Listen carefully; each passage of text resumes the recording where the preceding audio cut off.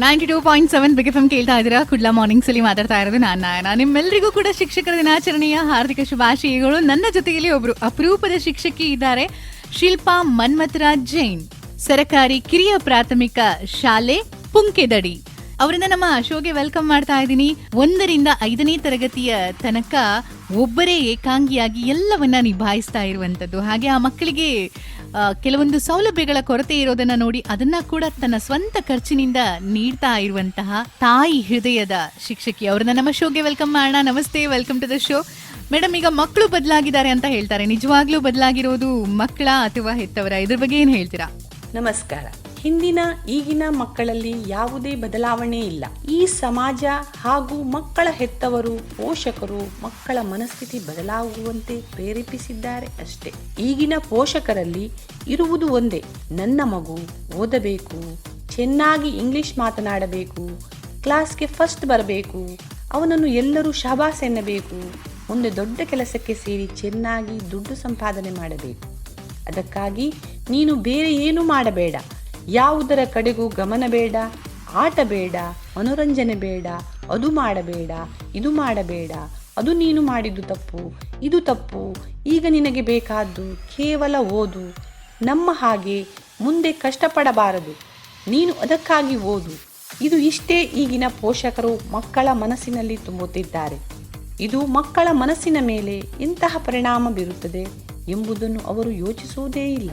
ಇದರಿಂದ ಎಷ್ಟೋ ಮಕ್ಕಳು ತಮ್ಮ ಬಾಲ್ಯದ ಸವಿಯನ್ನು ಸವಿಯುವುದನ್ನು ಬಿಟ್ಟು ಬಿಟ್ಟಿದ್ದಾರೆ. ಮಗು ಹುಟ್ಟಿನಿಂದ 5 ವರ್ಷದವರೆಗೆ ಮಗು ಬೆಳೆಯಬೇಕಾದ್ದು ಆಟವಾಡುತ್ತಾ, ನಲಿದಾಡುತ್ತಾ, ಕುಣಿದಾಡುತ್ತಾ ಇರಬೇಕಾದ ಮಗುವನ್ನು 2 ವರ್ಷ ಆದ ಕೂಡಲೇ ಪ್ಲೇ ಹೋಮ್, ನರ್ಸರಿ ಮುಂತಾದ ಶಿಕ್ಷಣಕ್ಕೆ ಮಗುವನ್ನು ಒತ್ತಾಯವಾಗಿ ದೂಡುತ್ತಿದ್ದಾರೆ. ಮಕ್ಕಳಿಗೆ ಅದು ಇಷ್ಟವೋ ಇಲ್ಲವೋ ಎಂಬುದನ್ನು ಯೋಚಿಸದೆ ಅವರಿಗೆ ಮುಂದೆ ಒಳ್ಳೆಯದಾಗುತ್ತದೆ ಎಂದು ಯೋಚಿಸಿ ಮಕ್ಕಳಿಗೆ ಶಿಕ್ಷೆಯನ್ನು ನೀಡುತ್ತಿದ್ದೇವೆ ಎಂಬ ಪರಿಜ್ಞಾನವು ಈಗಿನ ಹೆತ್ತವರಲ್ಲಿ ಇಲ್ಲ.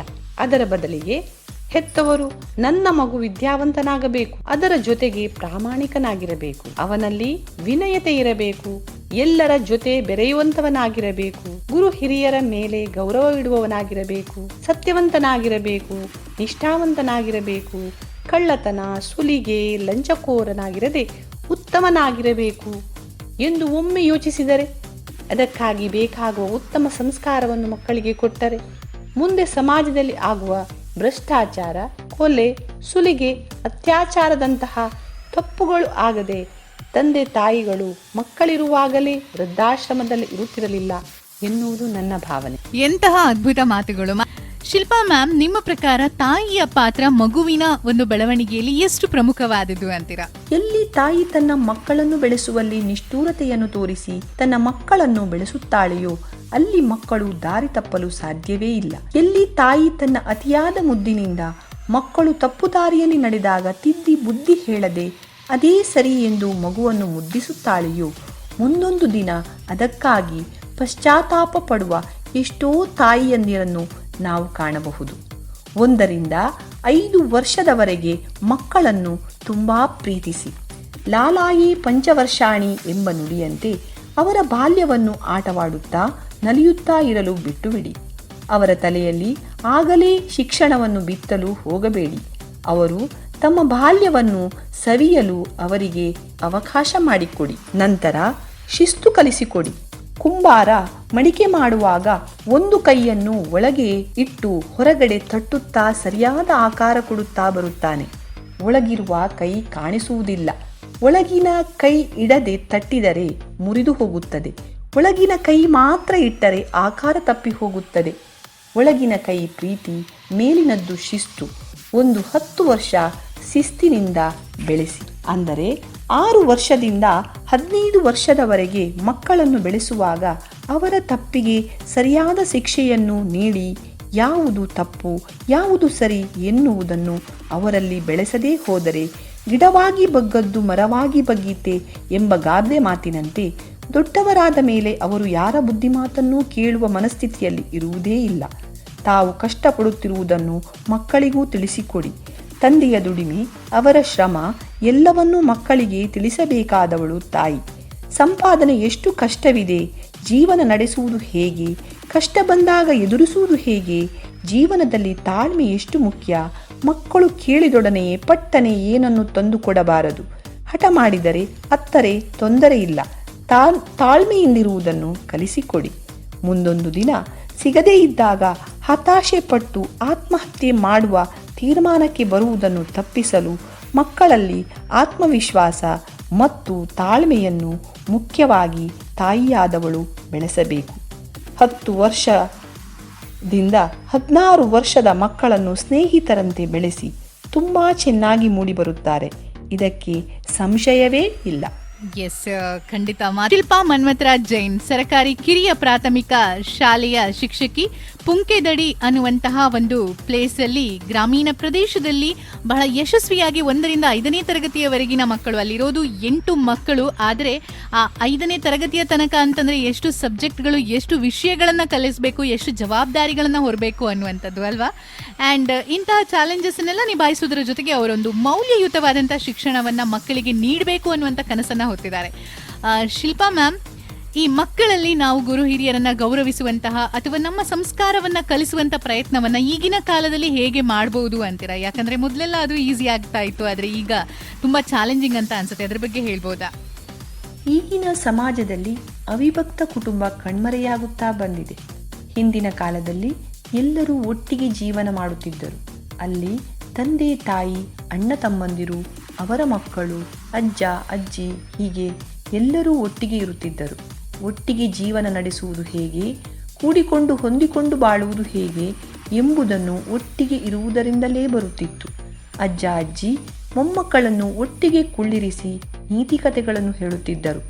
ಮಕ್ಕಳು ಜಗಳವಾಡಿದಾಗ ಬುದ್ಧಿ ಹೇಳಿ ಸರಿ ಮಾಡುತ್ತಿದ್ದರು. ಒಬ್ಬರಿಗೊಬ್ಬರು ಪ್ರೀತಿಸುತ್ತಾ ಕಷ್ಟವನ್ನು ಒಟ್ಟಿಗೆ ಎದುರಿಸುತ್ತಾ ಹಿರಿಯರ ಮಾರ್ಗದರ್ಶನದಲ್ಲಿ ಬಾಳುತ್ತಿದ್ದರು. ಈಗ ಅದು ಕಣ್ಮರೆಯಾಗಿ ತಂದೆ ತಾಯಿ ಮಕ್ಕಳು ಅದೂ ಕಡಿಮೆಯಾಗಿ ಒಂದು ಮಗ ಅಥವಾ ಒಂದು ಮಗಳು ಇಲ್ಲಿಗೆ ಬಂದು ನಿಂತಿದೆ. ಇದರಿಂದ ಮಕ್ಕಳಲ್ಲಿ ಪ್ರೀತಿ ವಾತ್ಸಲ್ಯದ ಕೊರತೆ ಕಾಡುತ್ತಿದೆ.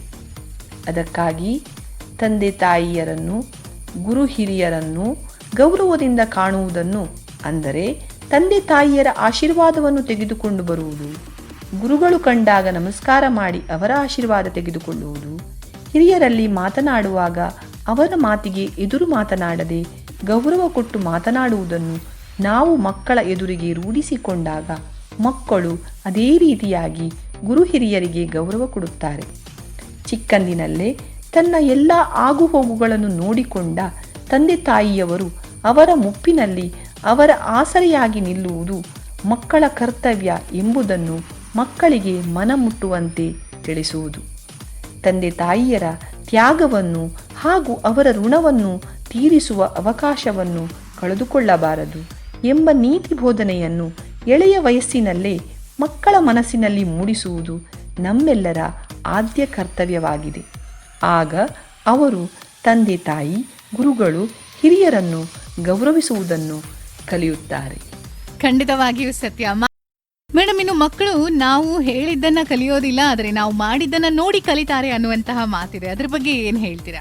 ಮಕ್ಕಳಲ್ಲಿ ಒಳ್ಳೆಯ ಅಭ್ಯಾಸಗಳನ್ನು ಬೆಳೆಸಬೇಕಾದರೆ ಮೊದಲು ನಾವು, ಅಂದರೆ ಮಕ್ಕಳ ಹೆತ್ತವರು, ಶಿಕ್ಷಕರು, ಸಮಾಜ ಎಲ್ಲವೂ ಒಳ್ಳೆಯ ಅಭ್ಯಾಸಗಳನ್ನು ಬೆಳೆಸಿಕೊಂಡಾಗ ಮಕ್ಕಳು ಅದನ್ನು ನೋಡಿ ಅದರಂತೆಯೇ ನಡೆದುಕೊಳ್ಳುತ್ತಾರೆ. ಉದಾಹರಣೆಗೆ, ಬೆಳಿಗ್ಗೆ ಬೇಗನೆ ಎದ್ದು ಸ್ನಾನ ಮಾಡಿ ದೇವರಿಗೆ ಕೈ ಮುಗಿದು ದೇವರ ಮುಂದೆ ಪ್ರಾರ್ಥನೆ ಸಲ್ಲಿಸುತ್ತಾ ಆ ದಿನವನ್ನು ಆರಂಭಿಸುವುದು, ಹಿರಿಯರ ಜೊತೆಗೆ ಗೌರವದಿಂದ ಮಾತನಾಡುವುದು, ಕಷ್ಟದಲ್ಲಿರುವವರಿಗೆ ಸಹಾಯ ಮಾಡುವುದು, ಪೌರಾಣಿಕ ಕಥೆಗಳನ್ನು ಮಕ್ಕಳಿಗೆ ಹೇಳುವುದು, ದುಷ್ಟತನದ ನಾಶ, ಶಿಷ್ಟರ ರಕ್ಷಣೆ, ನಾವು ಸತ್ಯ ಧರ್ಮದಲ್ಲಿ ನಡೆದುಕೊಂಡಾಗ ದೇವರು ರಕ್ಷಿಸುತ್ತಾನೆ ಎಂಬ ಭರವಸೆ ಮಕ್ಕಳಲ್ಲಿ ಮೂಡಿಸುವುದು, ದೇವಸ್ಥಾನಗಳಿಗೆ ಕರೆದುಕೊಂಡು ಹೋಗುವುದು, ಮಕ್ಕಳಲ್ಲಿ ಧಾರ್ಮಿಕತೆಯನ್ನು ಬೆಳೆಸುವುದು, ಸಂಜೆ ಶಾಲೆಯಿಂದ ಬಂದು ಸ್ವಲ್ಪ ಹೊತ್ತು ಅಕ್ಕಪಕ್ಕದ ಮಕ್ಕಳ ಜೊತೆಗೆ ಆಟ, ನಂತರ ಸ್ನಾನ ಮಾಡಿ ದೇವರ ಜಪ, ಭಜನೆ ಮುಂತಾದವುಗಳಲ್ಲಿ ಮಕ್ಕಳನ್ನು ಸೇರಿಸಿಕೊಂಡು ತಾವೂ ಕೂಡ ಅದರಲ್ಲಿ ತೊಡಗುವುದು, ಕೆಟ್ಟ ವಿಚಾರಗಳನ್ನು ಮಕ್ಕಳ ತಲೆಗೆ ಹೋಗದಂತೆ ಎಚ್ಚರ ವಹಿಸುವುದು, ದಿನದಲ್ಲಿ 1 ಗಂಟೆಯಾದರೂ ಮಕ್ಕಳ ಜೊತೆ ಆಟವಾಡುತ್ತಾ ಸಮಯ ಕಳೆಯುವುದು, ಅವರ ಮಾತುಗಳನ್ನು ಕಿವಿಗೊಟ್ಟು ಆಲಿಸುವುದು, ಅದಕ್ಕೆ ಸೂಕ್ತ ಮಾರ್ಗದರ್ಶನ ನೀಡುವುದು. ಕೆಟ್ಟ ಕೆಲಸಗಳನ್ನು ಮಕ್ಕಳು ಗೊತ್ತಿದ್ದು ಅಥವಾ ಗೊತ್ತಿಲ್ಲದೆ ಮಾಡಿದಾಗ ಸರಿಯಾದ ಶಿಕ್ಷೆ ನೀಡುವುದು. ಮುಂದೆ ಆ ತಪ್ಪುಗಳು ಮರುಕಳಿಸದ ಹಾಗೆ ನೋಡಿಕೊಳ್ಳುವುದು. ಮಕ್ಕಳಲ್ಲಿ ಉತ್ತಮ ಅಭ್ಯಾಸಗಳನ್ನು ಈ ರೀತಿಯಾಗಿ ಬೆಳೆಸಬಹುದು. ಉತ್ತಮ ಸ್ನೇಹಿತರ ಜೊತೆ ಇರುವುದು. ದುರಭ್ಯಾಸಗಳಿಗೆ ದುಶ್ಚಟಗಳಿಗೆ ಒಳಗಾದರೆ ಜೀವನ ಹೇಗೆ ಹಾಳಾಗುತ್ತದೆ ಎಂಬುದನ್ನು ಸಣ್ಣದರಲ್ಲೇ ತಿಳಿಸುವುದು. ಸಮಾಜದಲ್ಲಿ ಮರ್ಯಾದೆ ಗೌರವ ಯಾರಿಗೆ ದೊರೆಯುತ್ತದೆ ಯಾರಿಗೆ ಇಲ್ಲ ಎಂಬುದನ್ನು ತಿಳಿಸಿಕೊಡುವುದು. ಕಳ್ಳತನ ಸುಳ್ಳು ಹೇಳುವುದು ಕೊಲೆ ಸುಲಿಗೆ ಮುಂದೆ ಅವನ ಜೀವನವನ್ನು ಹಾಳು ಮಾಡುತ್ತದೆ ಎಂಬುದರ ಬಗ್ಗೆ ಸರಿಯಾದ ಸಲಹೆಗಳನ್ನು ಮಕ್ಕಳಿಗೆ ಚಿಕ್ಕಂದಿನಲ್ಲೇ ನೀಡುವುದರಿಂದ ಮುಂದೆ ಅದರಿಂದ ಆಗುವ ತಪ್ಪುಗಳನ್ನು ತಡೆಯಬಹುದು. ಖಂಡಿತವಾಗಿಯೂ ಸತ್ಯ. ಈಗಿನ ಯಂಗ್ ಪೇರೆಂಟ್ಸ್ಗೆ ಬಹುಶಃ ಈ ಟಿಪ್ಸ್ ಎಲ್ಲ ಬಹಳ ಸಹಾಯ ಮಾಡುತ್ತೆ ಅಂತ ಅನ್ಸುತ್ತೆ ನನಗೆ, ಅಲ್ವಾ? ಮನೇಲಿ ಹಿರಿಯರಿರೋದಿಲ್ಲ ಸರಿ ತಪ್ಪುಗಳನ್ನು ಹೇಳ್ಕೊಡೋದಕ್ಕೆ. ಅಪ್ಪ ಅಮ್ಮ ಅಂತಂದರೆ ಈ ಯಂಗ್ ಪೇರೆಂಟ್ಸ್ ಅವ್ರೇನು ಹೇಳ್ತಾರೋ ಅದೇ ಮಕ್ಕಳು ರೂಢಿಸಿಕೊಳ್ಳುವಂಥದ್ದು. ಹಾಗಾಗಿ ಇಂತಹ ವಿಷಯಗಳನ್ನೆಲ್ಲ ತಿಳಿಸಿಕೊಡುವಂಥ ಅಗತ್ಯ ಇದೆ. ಇನ್ನು ಮೇಡಮ್, ಮಕ್ಕಳಿಗೆ ಯಾವ ಯಾವ ವಿಚಾರಗಳನ್ನು ಇಂದಿನ ದಿನಗಳಲ್ಲಿ ಹೇಳಿಕೊಡ್ಬೇಕಾದಂತಹ ಒಂದು ಹೊಣೆಗಾರಿಕೆ ಶಿಕ್ಷಕರು ಹಾಗೆ ಸಮಾಜದ ಮೇಲಿದೆ ಅಂತ ನಿಮ್ಗೆ ಅನ್ಸುತ್ತೆ ಮೇಡಮ್? ನಮ್ಮ ಭಾರತೀಯ ಸಂಸ್ಕೃತಿಗೆ ಅದರದೇ ಆದ ಪಾವಿತ್ರತೆ ಇದೆ. ಅದನ್ನು ಉಳಿಸುವುದು ಬೆಳೆಸುವುದು ಕೂಡ ನಮ್ಮ ಆದ್ಯ ಕರ್ತವ್ಯವಾಗಿದೆ. ಯಾವ ಜಾಗದಲ್ಲಿ ಯಾವ ಉಡುಗೆ ತೊಡುಗೆಗಳನ್ನು ನಾವು ತೊಟ್ಟರೆ ಉತ್ತಮ ಎಂಬುದನ್ನು ಮಕ್ಕಳಲ್ಲಿ ಸಣ್ಣವರಿರುವಾಗಲೇ ಬೆಳೆಸುವುದು ಉತ್ತಮ.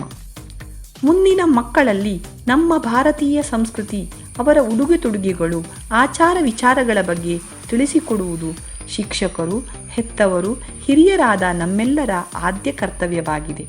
ಹಾಗೂ ಜನರು ತಮ್ಮ ದುರಾಸೆಗಳಿಗಾಗಿ ಪ್ರಕೃತಿಯನ್ನು ನಾಶ ಮಾಡುತ್ತಿದ್ದಾರೆ. ಇದರಿಂದ ಪ್ರಕೃತಿ ವಿಕೋಪಗಳು ಉಂಟಾಗಿ ಅನೇಕ ಜನರು ತಮ್ಮ ಆಶ್ರಯ ಆಸರೆಗಳನ್ನು ಕಳೆದುಕೊಂಡು ನಿರಾಶ್ರಿತರಾಗಿರುವುದನ್ನು ನಾವು ಕಾಣುತ್ತಿದ್ದೇವೆ. ಆದರೆ ನಮ್ಮ ಜೀವನಕ್ಕೆ ಪರಿಸರ ಪ್ರಕೃತಿ ಮುಖ್ಯ ಎಂಬುದನ್ನು ಮಕ್ಕಳಿಗೆ ಮನವರಿಕೆ ಮಾಡಿ ಅವರಲ್ಲಿ ಪರಿಸರ ಪ್ರೇಮವನ್ನು ಬೆಳೆಸಬೇಕು. ನಮ್ಮ ಭಾಷೆಯ ಬಗ್ಗೆ ಗೌರವ ಇರುವಂತೆ ಮಾಡಬೇಕು.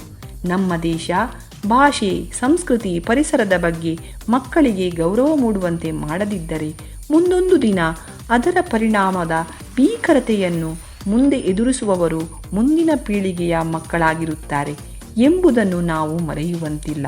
ನಮ್ಮ ದೇಶ ನಮ್ಮ ಭಾಷೆ ನಮ್ಮ ಸಂಸ್ಕೃತಿ ನಮ್ಮ ಹೆಮ್ಮೆ ಎಂಬ ಭಾವನೆಯನ್ನು ನಾವು ಮಕ್ಕಳಲ್ಲಿ ಬೆಳೆಸಬೇಕು.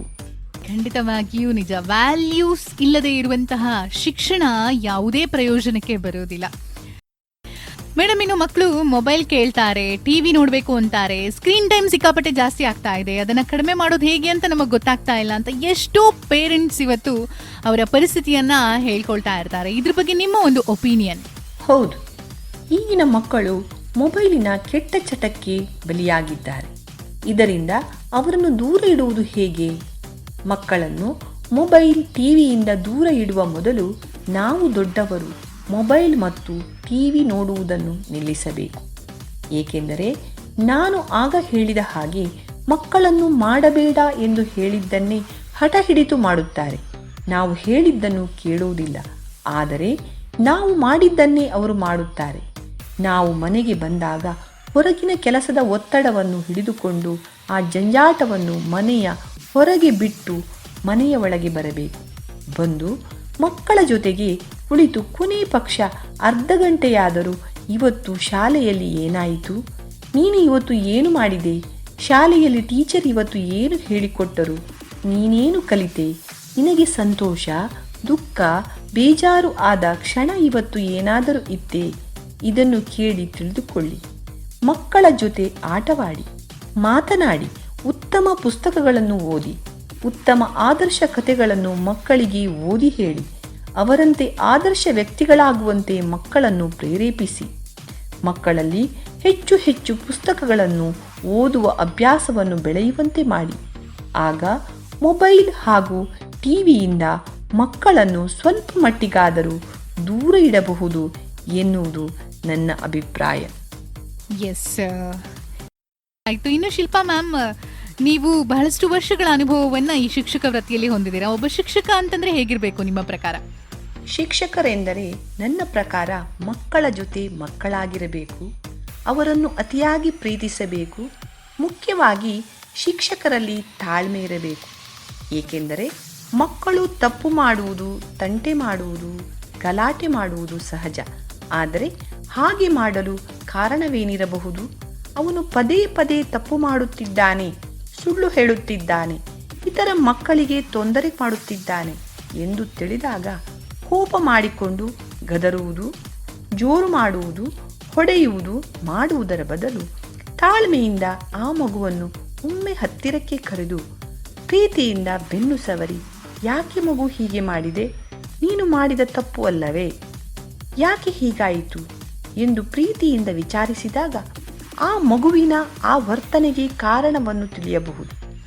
ಹಾಗೂ ಅದಕ್ಕೆ ಸೂಕ್ತವಾದ ಪರಿಹಾರವನ್ನು ಕೂಡ ನಾವು ಕಂಡುಕೊಂಡು ಮುಂದೆ ಆ ಮಗು ಆ ತಪ್ಪನ್ನು ಮಾಡದಂತೆ ನೋಡಿಕೊಳ್ಳಬಹುದು.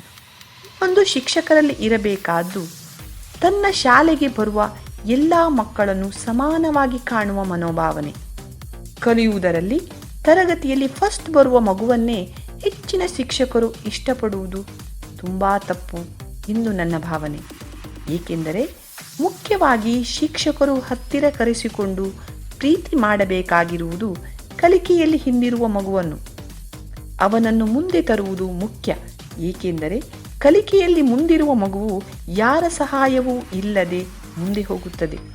ನಮ್ಮ ನಿಜವಾದ ಸಹಾಯ, ಪ್ರೀತಿ ಬೇಕಾಗಿರುವುದು ಕಲಿಕೆಯಲ್ಲಿ ಹಿಂದೆ ಇರುವ ಮಗುವಿಗೆ. ಮನೆಯಲ್ಲಿ ಇರುವ ಯಾವುದೇ ತಾಪತ್ರಯಗಳನ್ನು ಶಾಲೆಗೆ ತರದೆ ಅದನ್ನು ಮನೆಯಲ್ಲಿಯೇ ಬಿಟ್ಟು ಶಾಲೆಗೆ ಬಂದು ಬರೀ ಮಕ್ಕಳ ಜೊತೆಗೆ ಅವನ ಮನಸ್ಥಿತಿಗೆ ಸರಿಯಾಗಿ ನಾವು ಇಳಿದು ಅದರ ಜೊತೆಗೆ ಮಕ್ಕಳಾಗಿದ್ದಾಗ ಮಾತ್ರ ಶಿಕ್ಷಕರ ಪಾತ್ರವನ್ನು ಉತ್ತಮವಾಗಿ ನಿಭಾಯಿಸಲು ಸಾಧ್ಯ. ನಾವು ನೆಮ್ಮದಿಯಿಂದ ಬದುಕುತ್ತಿದ್ದೇವೆ ಎಂದರೆ ಅದಕ್ಕೆ ಮುಖ್ಯ ಕಾರಣ ಆ ನಮ್ಮ ಶಾಲೆಯ ಮಕ್ಕಳು. ಮುಂದೆ ನಾವು ಹೆತ್ತ ಮಕ್ಕಳು ನಮ್ಮನ್ನು ಸಾಕುತ್ತಾರೋ ಇಲ್ಲವೋ ಗೊತ್ತಿಲ್ಲ. ಆದರೆ ನಾವು ಸಾಯುವ ತನಕ ಈ ಮಕ್ಕಳಿಗೆ ನಾವು ಕಲಿಸಿದ್ದಕ್ಕೆ ಸಿಗುವ ನಮ್ಮ ಪೆನ್ಷನ್ ನಮ್ಮನ್ನು ಸಾಯುವ ತನಕ ಸಾಕುತ್ತದೆ. ಅದನ್ನು ನಾವು ಮರೆಯುವಂತಿಲ್ಲ. ಮಗುವಿನಲ್ಲಿ ಆತ್ಮವಿಶ್ವಾಸ ಹಾಗೂ ಧೈರ್ಯವನ್ನು ತುಂಬಬೇಕು. ಇದು ನಿನ್ನಿಂದ ಸಾಧ್ಯ ಇದೆ, ನೀನು ಮಾಡುತ್ತೀಯ ಎಂದು ಶಿಕ್ಷಕರು ಧೈರ್ಯದ ಮಾತುಗಳನ್ನು ಆಡಿದಾಗ ಆ ಮಗು ಎಲ್ಲ ಕೆಲಸವನ್ನು ಮುಂದೆ ಬಂದು ಮಾಡುತ್ತದೆ. ಮಕ್ಕಳಲ್ಲಿ ಸಮಾಜಮುಖಿ ಕೆಲಸವನ್ನು ಮಾಡಲು ಪ್ರೇರಣೆ ನೀಡಬೇಕು. ಅವರಲ್ಲಿ ತಾನು ಮಾಡಬಲ್ಲೆ ಎಂಬ ಆತ್ಮವಿಶ್ವಾಸವನ್ನು ಅವರ ಮನಸ್ಸಿನಲ್ಲಿ ಗಟ್ಟಿ ಮಾಡಬೇಕಾದ್ದು ಒಬ್ಬ ಶಿಕ್ಷಕನ ಆದ್ಯ ಕರ್ತವ್ಯವಾಗಿದೆ. ಎಸ್, ಖಂಡಿತವಾಗಿಯೂ ಅಲ್ವಾ. ಬಹಳಷ್ಟು ಜನ ಯಂಗ್ ಟೀಚರ್ಸ್ಗೆ ಇದು ಹೆಲ್ಪ್ ಆಗುತ್ತೆ ಅನ್ಸುತ್ತೆ. ಇನ್ನು ಶಿಲ್ಪಾ ಮ್ಯಾಮ್, ಇಂದಿನ ಟೀಚರ್ಸ್ಗೆ ತುಂಬಾ ಚಾಲೆಂಜಸ್ ಇದೆ ಅಂತ ಹೇಳ್ತಾರೆ. ಅದ್ರ ಬಗ್ಗೆ ನೀವೇನು ಹೇಳೋಕೆ ಇಷ್ಟಪಡ್ತೀರಾ? ಹೌದು, ನಾನು ಬಾಲ್ಯದಲ್ಲಿರುವಾಗಲೇ ನನ್ನ ಗುರುಗಳು ಪಾಠ ಮಾಡುತ್ತಿರುವ ರೀತಿ, ಅವರು ತೋರಿಸುತ್ತಿರುವ ಪ್ರೀತಿ ಎಲ್ಲವನ್ನೂ ನೋಡಿ ಚಿಕ್ಕಂದಿನಲ್ಲೇ ನಾನು ಶಿಕ್ಷಕಿಯೇ ಆಗಬೇಕೆಂದು ಬಹಳ ಆಸೆಪಟ್ಟು ಕಷ್ಟಪಟ್ಟು ಓದಿ ಈ ಉದ್ಯೋಗವನ್ನು ಪಡೆದುಕೊಂಡೆ. ನಾನು ಶಿಕ್ಷಕ ವೃತ್ತಿಯನ್ನು ತುಂಬ ಪ್ರೀತಿಸುತ್ತೇನೆ ಹಾಗೂ ಗೌರವಿಸುತ್ತೇನೆ. ಶಿಕ್ಷಕರನ್ನು ಪೂರ್ತಿಯಾಗಿ ಮಕ್ಕಳ ಜೊತೆಗೆ ಬಿಟ್ಟರೆ ತುಂಬ ಚೆನ್ನಾಗಿರುತ್ತಿತ್ತು. ನಾವು ಕೂಡ ನಮ್ಮ ಗುರುಗಳಿಂದ ಪಡೆದ ಸಂಸ್ಕಾರಯುತ, ಮೌಲ್ಯಯುತ ಶಿಕ್ಷಣವನ್ನು ನಮ್ಮ ಮಕ್ಕಳ ಜೊತೆಗೆ ಹಂಚಬಹುದಿತ್ತು. ಆದರೆ ಈಗಿನ ಶಿಕ್ಷಣ ವ್ಯವಸ್ಥೆ ತುಂಬ ಬದಲಾಗಿದೆ. ಈಗಿನ ಸರಕಾರಿ ಶಿಕ್ಷಕರಂತೂ ಬರೀ ಸವಾಲುಗಳನ್ನೇ ಎದುರಿಸುವಂತಹ ವಾತಾವರಣ ಸೃಷ್ಟಿಯಾಗಿದೆ. ಕೇವಲ ಶಾಲೆಯಲ್ಲಿ ಪಾಠ ಮಾಡುವುದರ ಜೊತೆಗೆ ಬಿಸಿಯೂಟ, ಅದರ ಲೆಕ್ಕಪತ್ರ, ಚಿಕ್ಕಿ, ಮೊಟ್ಟೆ, ಬಾಳೆಹಣ್ಣು ಇದರ ವಿತರಣೆ, ಅದರ ಲೆಕ್ಕ, ಮಕ್ಕಳಿಗೆ ಹುಳದ ಮಾತ್ರೆ, ಕಬ್ಬಿಣ ಸತ್ವದ ಮಾತ್ರೆ ವಿತರಣೆ, ಅದರ ಲೆಕ್ಕ, ಶಾಲಾ ಲೆಕ್ಕಪತ್ರ ನಿರ್ವಹಣೆ, ಶಾಲಾ ಕಟ್ಟಡ ನಿರ್ವಹಣೆ, ಶಿಕ್ಷಕ ರಕ್ಷಕ ಸಂಘ, ಊರಿನವರ ಪ್ರಶ್ನೆಗಳು, ರಾಜಕೀಯ ಸಮಸ್ಯೆಗಳು ಇದನ್ನೆಲ್ಲ ಎದುರಿಸಿ ಅಧಿಕಾರಿಗಳಿಂದ ಆ ವರದಿ ಈ ವರದಿ ಈಗಲೇ ಕೊಡಿ ಎನ್ನುವ ಗೊಂದಲದ ಜೊತೆಗೆ ತಮ್ಮನ್ನೇ ನಂಬಿ ಬಂದ ಮಕ್ಕಳಿಗೆ ಸರಿಯಾದ ಸಮಯದಲ್ಲಿ ಪಾಠವನ್ನು ಮಾಡಿ ಮುಗಿಸುವುದು ಕಷ್ಟಕರವಾಗಿದೆ. ಈಗಿನ ಶಿಕ್ಷಣ ವ್ಯವಸ್ಥೆಯನ್ನು ಎದುರಿಸಿಕೊಂಡು ತಮ್ಮ ಆರೋಗ್ಯದ ಕಡೆಗೆ ಗಮನ ಹರಿಸದೆ ತಮ್ಮಲ್ಲಿ BP, ಶುಗರ್ನಂತಹ ಅನೇಕ ಕಾಯಿಲೆಗಳನ್ನು ತರಿಸಿಕೊಂಡು ಶಿಕ್ಷಕರು ಸವಾಲುಗಳನ್ನು ಎದುರಿಸುತ್ತಾ ಕೆಲಸವನ್ನು ಮಾಡುತ್ತಿರುವುದು ಇಲ್ಲಿ ಗಮನಿಸಬೇಕಾಗಿದೆ. ಪ್ರೌಢಶಾಲೆಗಳಲ್ಲಿ ಶಾಲೆಯ ಇತರ ಲೆಕ್ಕಪತ್ರದ ಕೆಲಸ ಮಾಡಲು ಒಬ್ಬ ಸಹಾಯಕರನ್ನು ಅಂದರೆ ಕ್ಲರ್ಕ್ಗಳನ್ನು ನೇಮಿಸಿರುತ್ತಾರೆ. ಅಂತೆಯೇ ಪ್ರಾಥಮಿಕ ಶಾಲೆಗಳಲ್ಲಿಯೂ 3 ಅಥವಾ 4 ಶಾಲೆಗಳಿಗೆ ಒಬ್ಬರು ಸಹಾಯಕರನ್ನು ನೇಮಿಸಿದರೆ ಅವರು ವಾರದಲ್ಲಿ 1 ದಿನ ಆ ದಾಖಲೆಗಳನ್ನು ನಿರ್ವಹಣೆಯನ್ನು ಮಾಡಿದರೆ ಶಿಕ್ಷಕರು ಪೂರ್ಣ ಪ್ರಮಾಣದಲ್ಲಿ ಮಕ್ಕಳಿಗೆ ಶಿಕ್ಷಣ ನೀಡುವುದರಲ್ಲಿ ತಮ್ಮನ್ನು ತೊಡಗಿಸಿಕೊಳ್ಳಲು ತುಂಬ ಸಹಾಯವಾಗುತ್ತದೆ ಎಂಬುದು ನನ್ನದೊಂದು ಸರಕಾರಕ್ಕೆ ಮನವಿಯಾಗಿದೆ. ನಮ್ಮನ್ನು ಮಕ್ಕಳ ಜೊತೆಗೆ ಸಂಪೂರ್ಣವಾಗಿ ಬಿಟ್ಟು ನೋಡಿ. ಆಗ ಮಕ್ಕಳಲ್ಲಿ ಶಿಕ್ಷಣದ ಜೊತೆಗೆ ಮೌಲ್ಯಯುತ, ಸಂಸ್ಕಾರಯುತ ಶಿಕ್ಷಣವನ್ನು ನಾವು ನೀಡಲು ಸಹಾಯವಾಗುತ್ತದೆ. ಇಲ್ಲದಿದ್ದರೆ ಇತರ ದಾಖಲೆ ನಿರ್ವಹಣೆಯ ಕೆಲಸದಲ್ಲಿಯೇ ಮಕ್ಕಳ ಓದಿಗೆ ತೊಂದರೆಯಾಗುತ್ತದೆ. ಎಲ್ಲ ಶಿಕ್ಷಕರ ಪರವಾಗಿ ನಾನು ಸರಕಾರವನ್ನು ವಿನಂತಿಸುವುದು ಒಂದೇ, ನಮ್ಮನ್ನು ಮಕ್ಕಳ ಜೊತೆಗೆ ಇರಲು ಬಿಡಿ ಎಂದು. ಖಂಡಿತವಾಗಿಯೂ ನಿಮ್ಮ ಮನಸ್ಸಿನ ಮಾತು ಹಾಗೆ ಅದೆಷ್ಟೋ ಜನ ಶಿಕ್ಷಕರ ಕೋರಿಕೆ ಈಗಾಗಲೇ ಸರ್ಕಾರವನ್ನ ತಲುಪಿರುತ್ತೆ. ಹಾಗೆ ಅದರ ಬಗ್ಗೆ ಆದಷ್ಟು ಒಳ್ಳೆಯ ತೀರ್ಮಾನ ಕೂಡ ಬರಲಿ ಅನ್ನೋದು ನಮ್ಮ ಒಂದು ಆಶಯ. ಯಾಕಂದರೆ ಒಬ್ಬ ಒಳ್ಳೆಯ ಶಿಕ್ಷಕ ಅದ್ಭುತವಾದಂತಹ ಪ್ರಜೆಗಳನ್ನ ನಾಡಿಗೆ, ದೇಶಕ್ಕೆ ಕೊಡಬಲ್ಲ ಅಲ್ವಾ? ಅಂತಹ ಎಲ್ಲ ಶಿಕ್ಷಕರಿಗೂ ತಲೆಬಾಗಿ ನಮಿಸ್ತಾ, Shilpa ma'am thank you very much ಇಷ್ಟೊತ್ತು ನಮ್ಮ ಜೊತೆ ಮಾತಾಡಿದ್ದಕ್ಕಾಗಿ ಅಂತ ಹೇಳ್ತಾ ಮತ್ತೊಮ್ಮೆ ಎಲ್ರಿಗೂ ಶಿಕ್ಷಕರ ದಿನಾಚರಣೆಯ ಹಾರ್ದಿಕ ಶುಭಾಶಯಗಳು. 92.7 ಬಿಗ್ ಎಫ್ ಎಂ ಅಲ್ಲಿ. ಬಿಗ್ ಎಫ್ ಎಂ ಕೇಳ್ತಾ ಇರಿ, ಯೋಚನೆ ಯಾಕೆ, ಚೇಂಜ್ ಓಕೆ.